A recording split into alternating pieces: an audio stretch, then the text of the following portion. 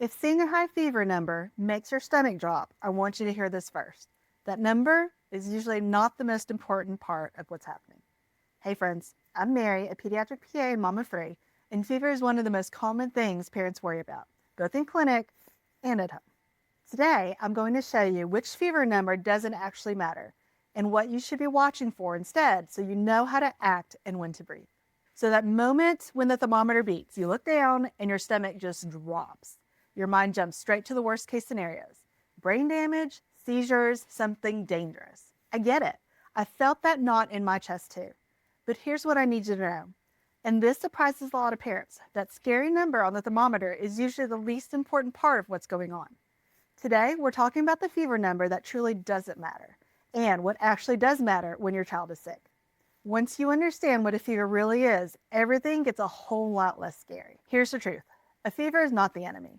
Your child's body isn't breaking down. It's actually doing something smart. When a virus or bacteria shows up, the immune system basically says, all right, let's turn up the heat and slow this thing down.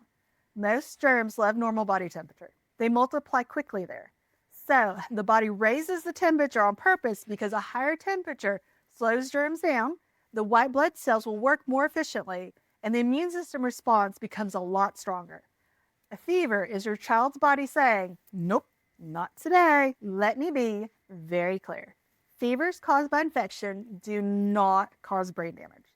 The brain has its own built-in thermostat, the hypothalamus, and it prevents the body from reacting dangerously to temperatures during illness. The extreme high temperatures people worry about, 108 and above, come from external heat, like being trapped in a hot car or heat stroke, not from infection. Your child's body knows what it's doing. Febrile seizures are terrifying to watch. I get that. But here's the real story. They happen in about 4% of children. They're related to how fast the temperature rises, not how high it gets. A jump from 99 degrees Fahrenheit to 101 can trigger one, but another child may run 104 and never have a seizure. They usually stop on their own within about a minute, and they don't cause any long-term harm. Scary? Yes. Dangerous? Not usually. Let's clear up another big misconception. We were all taught that 98.6 degrees Fahrenheit is normal. That number came from a study in the 1800s, and even then, it was just an average. Kids naturally run warmer than adults. Normal temperatures can range from about 96.8 in the morning up to 100.3 in the late afternoon. So a reading of 99.5 at 5 p.m. may not even be a fever. Low-grade fevers, roughly around 100.4 to 102, are often just the immune system doing its job. Not all thermometers are created equal, so let's simplify this. In a baby under 3 months of age, a rectal temperature is the gold standard. A temperature of 100.4 or higher means immediate medical evaluation. If they're over 3 months of age, a forehead or temporal thermometer is accurate and the easiest option for wiggly kids. Ear thermometers are great after 6 months old. You just have to remember to gently pull back that ear to straighten out the canal. And oral thermometers are best for kids over 4 years old who can hold it correctly under their tongue. Armpit thermometers are okay for quick screening, but if the reading is high, you need to confirm it with a different type of thermometer. Technique matters more than parents realize. A few small details can change a reading by a full degree or more. For forehead scanners, move straight across the center of the forehead. Don't scan off to the side or rush the pass. For ear thermometers, what you want to do is gently pull the ear back and slightly up so that the canal is straight. Wait 15 minutes after coming inside from the cold or removing heavy blankets before you check a temperature so you don't get a false reading. Make sure the skin is dry because sweat can falsely elevate readings, and take the temperature the same way each time so you can follow trends, not just single numbers. And the most important part, stop obsessing over one number. Follow the trend and follow your child.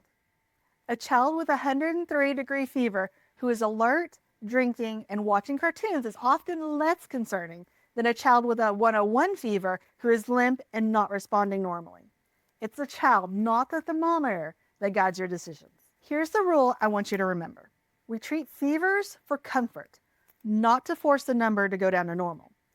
Always dose medications by weight, not by age, because kids come in all sizes. A 3-year-old could be 25 pounds or 40 pounds, and that matters. Tylenol, which is acetaminophen, can be given every 4 to 6 hours, and ibuprofen, which is Advil or Motrin, can be given every 6 to 8 hours. However, you can't give ibuprofen to babies under 6 months of age. Alternating medications is okay for kids over 6 months when used correctly. So you can give them Tylenol first, 3 hours later, ibuprofen if they're still uncomfortable, and then 3 hours after that, you can go back to Tylenol and keep rotating as you need it. You're not giving both at once, you're staggering relief. And please, use the syringe that comes with the bottle. Kitchen spoons are not accurate. Infant drops are a different concentration, so double checking prevents overdoses. So when might you skip meds altogether? If the fever is under 102 and your child is drinking and acting mostly normal, comfort and hydration may be enough. Hydration alone can lower fever by 1 to 2 degrees.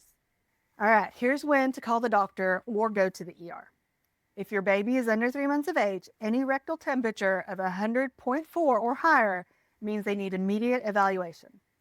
All other ages, call if your child is lethargic, so they are hard to wake up, limp, and not responding like they normally would.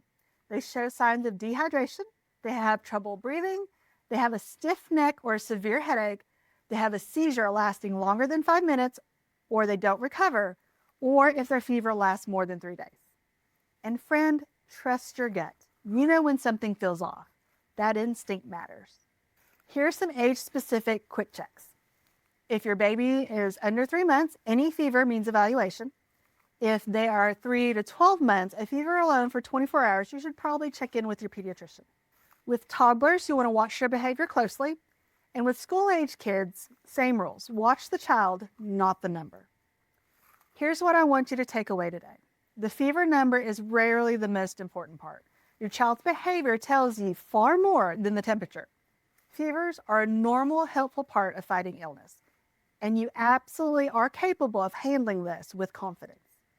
Now you understand fevers, what to watch, when to worry, and how to stay calm. That matters. But it's rarely just one fever. It's every illness, every symptom, every moment you're deciding whether to wait, treat at home, or call for help. Inside the Confident Mom community, we work on building this kind of confidence that carries you through all those moments, not just this one. The link's below if you want that kind of ongoing support. Thanks for being here, friend. You've got this.